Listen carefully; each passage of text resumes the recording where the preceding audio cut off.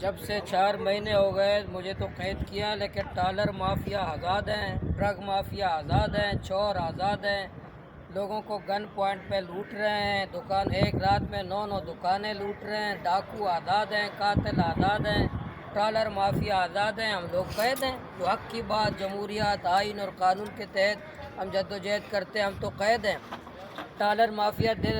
دن دیہاڑے بالکل ساحل گوادر میں وہ پورے ساحل کو تاراج کر رہے ہیں، پسینی میں اور ماڑا میں جیونی میں پورے ساحل کو تاراج کر رہے ہیں۔ ڈرگ مافیا پورے ہمارے گلی گلی میں منشیات بک رہا ہے، چور آزاد ہیں، ڈاکو آزاد ہیں، لیکن سیاسی کارکن قید ہیں۔ ایک سوال یہ ہے یہاں کے عدل اور انصاف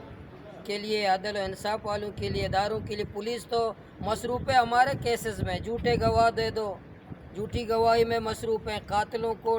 ٹالر مافیا سب دفعہ 144 بھی نافذ ہے بلوچستان میں، لیکن وہ ہمارے لیے، ٹالر مافیا کے لیے